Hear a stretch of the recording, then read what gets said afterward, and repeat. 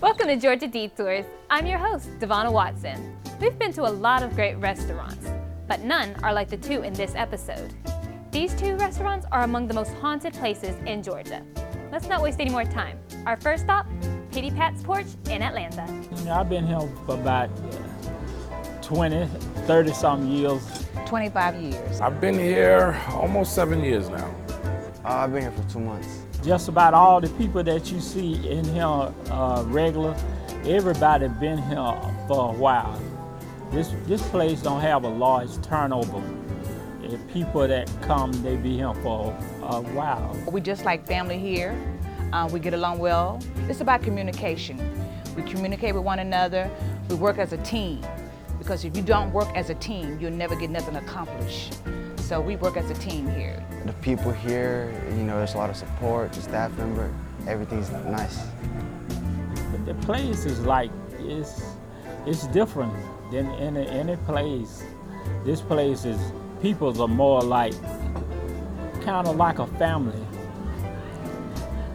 Oh man, the food, we've been here 51 years. My chef has been here about 35, 40 years. Mr. Larry, he's a baker here, he's been here about the same. All of our employees have done some pretty long stints here, and the food is just plain old good. I mean, just really simple food, but it works for you. We're not the same as everything else around us. The food here is delicious. We have a lot of flavor. We have different items. We have the catfish, you have it black in the grill. We have shrimp and grits, crab cakes, ribeye, filet mignon.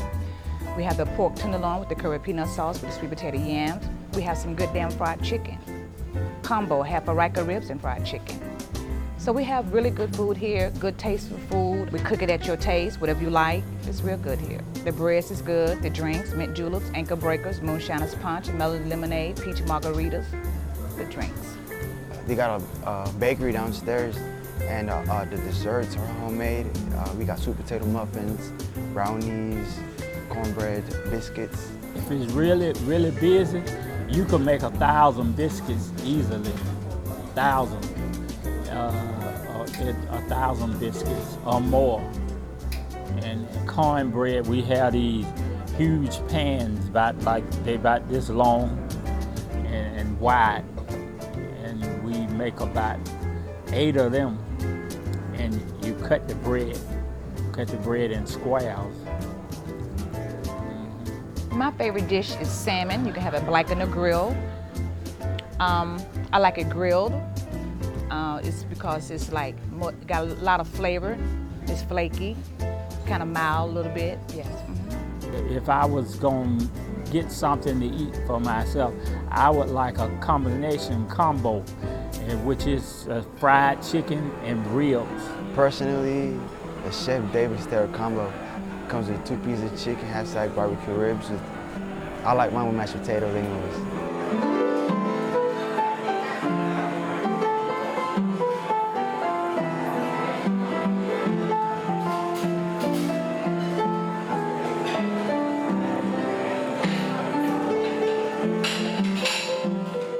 After a while, you be around the same people a lot. It's like family, and I don't think you find too many places to work like this anymore. The food here is absolutely to die for. I know, that one was too easy. But the sun has gone down hours ago, and the customers are getting ready to leave. So now it's time for our crew and I to begin our investigation. Let's see if we can get a look at the spirits that make Pitty Pat's Porch their permanent home.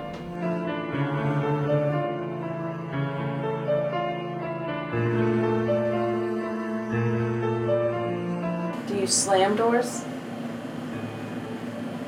Is that what I heard?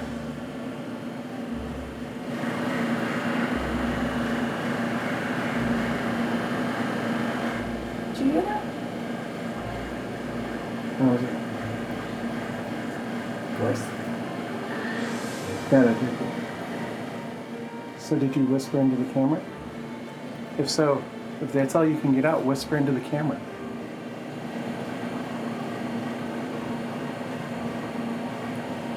We're here to talk to you. We want to help. What are you feeling? I feel sorry, I guess, for whoever is here. Sadness, sorrow, sadness. Certainly. Yeah. So that's what I got when I was over here. I'm about to cry. Yeah. Yeah, for real. Do people come in here? Do they worry you? You okay? Did you hear him? You say? Yeah. Straight up, yeah. Yeah. It was right here.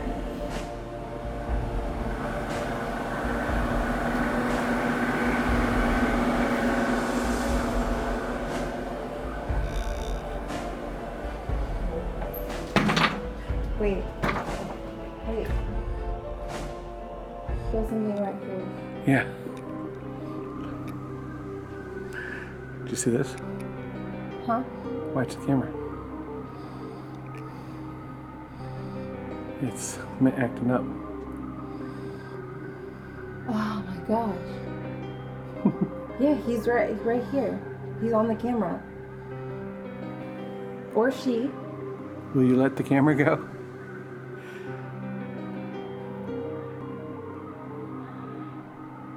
All right, I'm gonna power off this. Okay, so you're gonna Nope, let. they went away. Yep, because I took the power away. All right, there we go. We're back. Oh, they're back too. Uh-huh. As soon as I turned the power source on. Can you tell us your name? Well, now that we know you're here, you're gonna hide. Come back out. There's some ghosts in him, some ghosts in this place. And I've been scared one night. The manager and Pity Pat, him and his wife had left. And so they left the office. They closed the office door. Okay, when they left out of here and closed the office door, I was doing something in the bakery, and I turned around and I looked up the steps, and that office door was open. And so I knew it wasn't supposed to be open. So I said, Bobby, but I didn't want to call it out real loud just in case something was up there. So I called it slow, and I did it again. And that door closed. When it closed, I shot by the end of the bakery down, and I turned the corner real fast because it scared me. And I ran in the kitchen. I told David, I said, I was talking real low. I said, David, it's somebody in him, somebody upstairs in him. And so everybody stopped what they were doing, and we all went upstairs. And when we got up there, it was nobody up there. I wouldn't be in him by myself. I'll put it that way. I don't like being in him by myself. I think every employee here has a story. For me, one time I was here pretty late. Myself and some of the managers, sometimes we're the last ones to leave. One of my servers left out their butters, and that was one of my pet peeves, because at the end of the night, after all the other work I have to do their work too sometimes. But it doesn't happen all the time, but when it does, it's just like, hurry up, get your stuff done. I went in the kitchen, and I'm very used to going in the kitchen because I know where everything is at without turning on the lights. But I walked back there and I saw that a bunch of the cooler doors were still open. And the first thing that came to my mind was like, wow, why would somebody leave all the cooler doors open? And it's about a row of maybe 5 or 6 coolers, and every single door was open. And I went, just normally just closing them up, thinking to myself, now who would do this? Who would be that careless to leave these open? So I did it and did whatever else I was doing, put things away in the kitchen and got them closed. And once I walked out of the kitchen, I thought about it. And those doors close on their own. You don't have to push them closed. They close on their own. So I thought about that, and I thought it was just strange that all of these cooler doors were open. And for me, I just didn't take any chances. You know, I grabbed my bag. I didn't turn off any lights that night. I walked upstairs, walked out the door, locked the door. At that point, I just didn't feel comfortable being in here by myself. It was about closing time. There were some people sitting at the bar, and I'm sitting down in a rocking chair upstairs on my phone, and I see a dude walk to the bathroom. He's barely brown skin with a tuxedo on, no vest with a tie. He had a black long hat, like, you know, the people that were back in the day. I seen him, the door was open with a stall. I seen the dude take the stall out the way and close the door behind him. I didn't pay much attention to it. I thought it was just a guest going to the bathroom. And about 30 seconds later, my coworker Roberto goes in the same bathroom and no one was in there. It just got me feeling confused and like, what did I just see? Pity Pat certainly did not disappoint. If you came for the food, great. If you came for the residents, even better. Now let's head down to Savannah and meet up with Ashton Packer and the rest of our crew members as they spend the night at Moon River Brewing.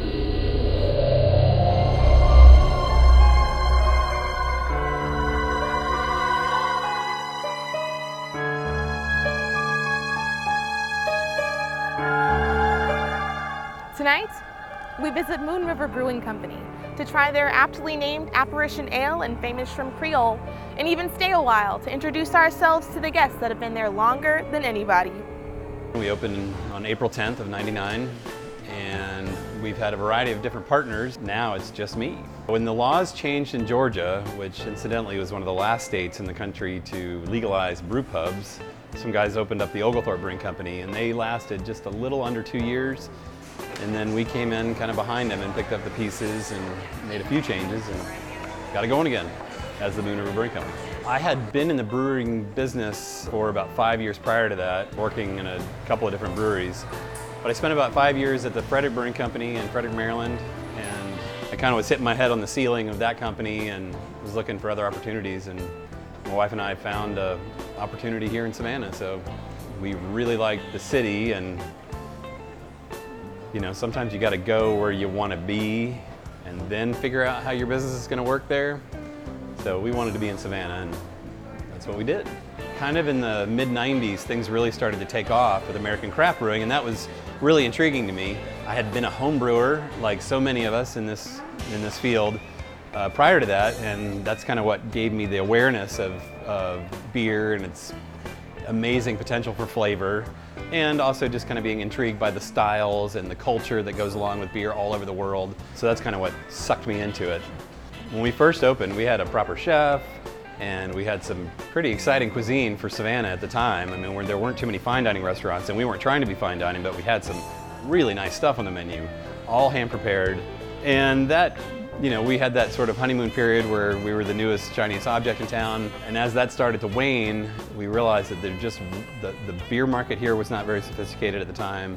The culinary scene was almost non-existent at the time, and it really wasn't quite enough to sort of carry us through in those years. So we had some pretty lean years in the beginning, but we've just kind of rolled with the punches year after year. We have a pretty eclectic menu, but if I kind of had to sum it up, I'd say we're kind of leaning into some Southern cuisine, comfort foods, kind of traditional pub grub, kind of our own twist on traditional pub grub.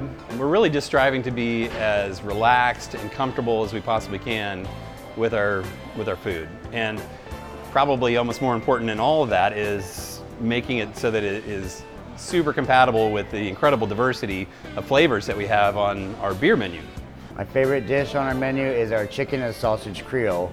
I actually love the chicken and sausage Creole. So it's a full breast of chicken, and it's over Creole style rice, which is like a southern red rice, and it comes with an additional side. Which for the sides, I do like the cheesy smoked Gouda scallop potatoes. One of the things that I love about the chicken sausage Creole is that it kind of goes with all of our beers. It's very versatile in terms of food and beer pairing, so that's nice. And it's also important to kind of think of it vice versa. Like, I just happen to be drinking this beer, and it goes excellent with the chicken sausage Creole.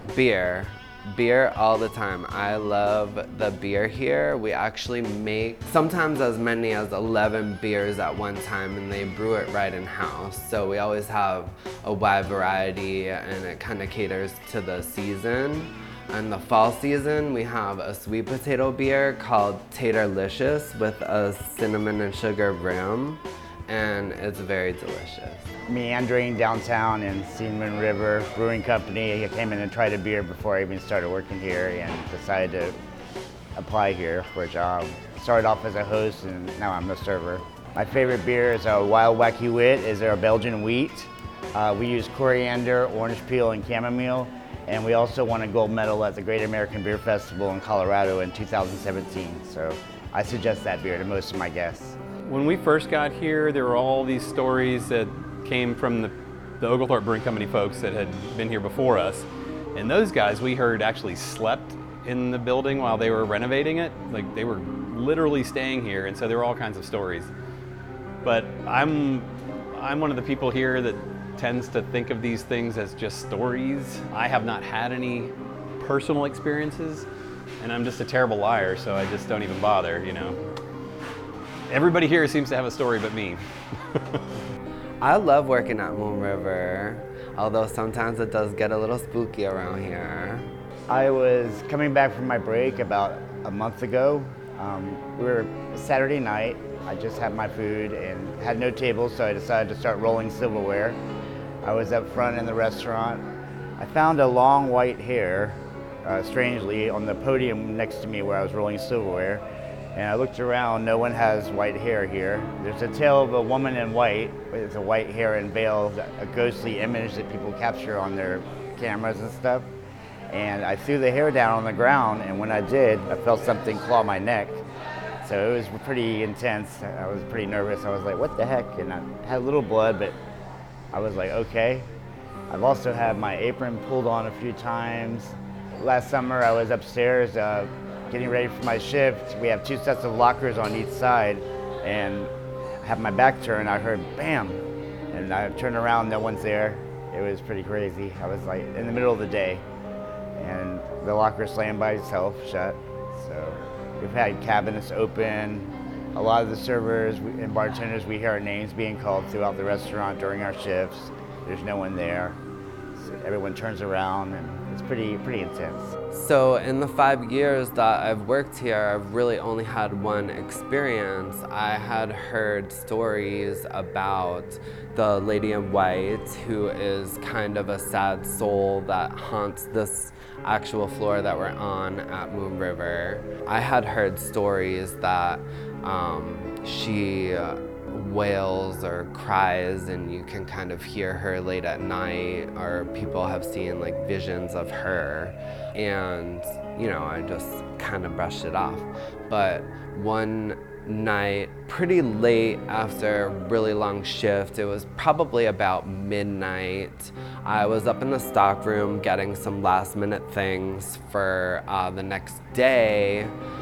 The stock room is located over there.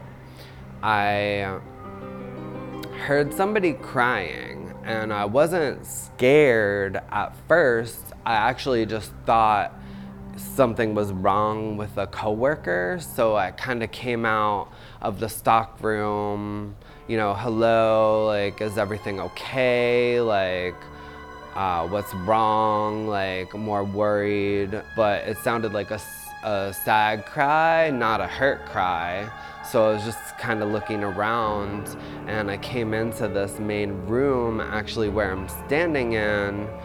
We used to have bar stools that spin, and when I came out into this main room, the bar stool was spinning, and the exit door is pretty far, and this room is pretty vast. So I knew instantly that nobody was up here, nobody touched the chair, and when I tell you I ran out of here, I ran out of here. I love the fact that people come here for the ghosts. It's another draw for a restaurant. I think it'd be difficult to say how much of our business is related to the ghost tourism, if you will. Yeah, that'd be tough to put your finger on. We do so many tours. I mean, because we're part of so many of the tour groups come here as one of their stops. A lot of the shows have kind of made it very popular. And I don't know, I mean, it's become a very popular thing in culture. And, so I guess that's a good thing for us. Come on in. As things slow down and Savannah's nightlife draws to a close, there's another group of people that are making their presence known. It's closing time, so our team began our own overnight investigation, and it didn't take long before unexplainable things started to happen. Oh. What? That's not the walk behind me. The lady walked behind you. She gone. The pregnant lady. But she gone though. Maybe you just felt her wind. And it's hot. I don't know. As you can see here, our camera goes out of focus for no reason. All right, scoot the chair over a little bit. Action. What? I felt someone walking behind me. Okay, I believe you. I'm trying not to be scared. Needless to say, we were in for an interesting night. Much of what you're about to see was not seen or heard by us on site, but did become apparent after we started editing. We were the only 4 people in the brewery, aside from the single employee that stayed with us overnight. Some of us walked in skeptical, but after this investigation, we've come away with a whole new perspective on the supernatural. Much of our attention was focused on the 3 unfinished floors above the brewery. These floors have reportedly remained unfinished because construction crews will not work on these floors due to their equipment being messed with and a foreman's wife being pushed down the stairs when no one was near. We set up 2 cameras in a room, which, according to legend, was used as a makeshift children's hospital when there was a yellow fever outbreak in Savannah. As we were setting up, a voice talks over us as we're talking to each other. None of us heard this voice when we were in the room. Accompanying this voice is the sound of hammering. We were not hammering anything in the room.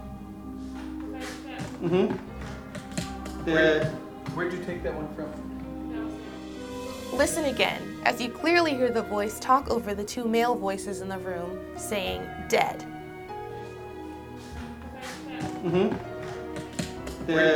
Where'd you take that one from? Was the voice warning us? Or letting us know that someone died in this room years ago? Downstairs on the 2nd level, our camera picked up another voice. This time, the employee who spent the night had to go into the office. She clearly makes her presence known when reaching for the 2nd floor, and when she enters the office, listen as the door closes. You hear a moan, and then a man's voice clearly says, "What the heck?" and then become unintelligible.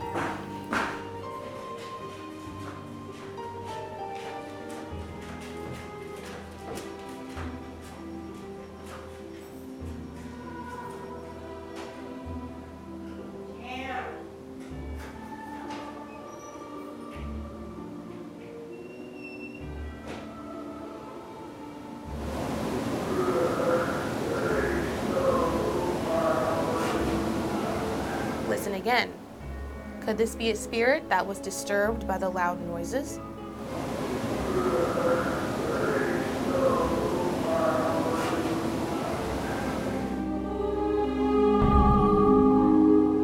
Moon River employees say they have had several encounters in this area. Throughout the night, we moved from floor to floor, trying to get some type of interaction. We did not know what we would hear later on our recordings. Give us a sign you're up here. The other side of the room. See a lot of writing on the wall.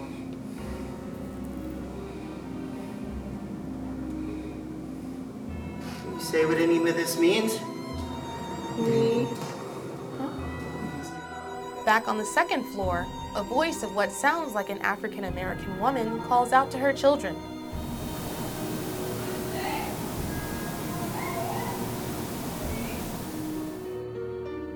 Another interesting set of occurrences had to do with our electronics. Throughout the night, we often heard an electronic interference in our audio. The first time we heard it was during the pub tour, when the audio is definitely impacted by something electronic. Listen as the audio is impacted by something, followed by an electronic buzzing. Come on in, come on in, come on in. We'll wait for everybody to get down here. It's gonna take a minute.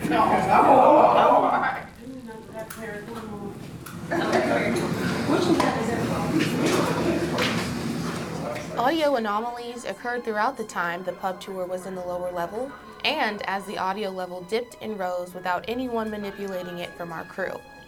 The interference not only impacted the audio, but the camera's focus in rooms where we had left them to run on their own. The tour's gonna be about 2 hours. We're gonna hit 4 bars, 4 radically different bars. At times, the cameras turned themselves off even though their batteries still had power.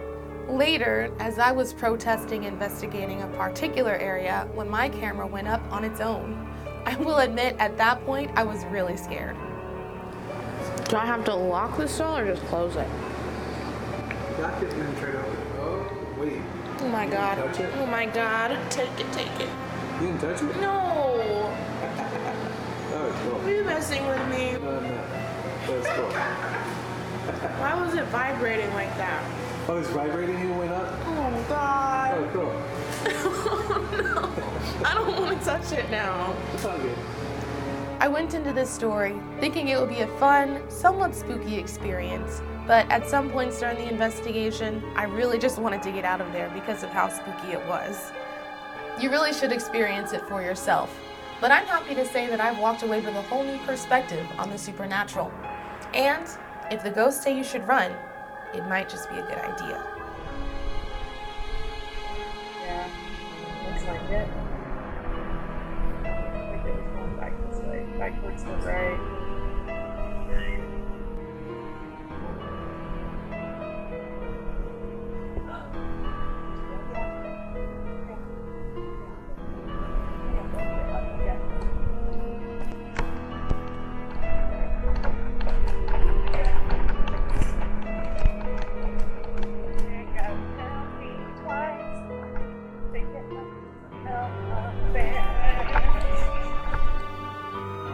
Thanks, Ashton.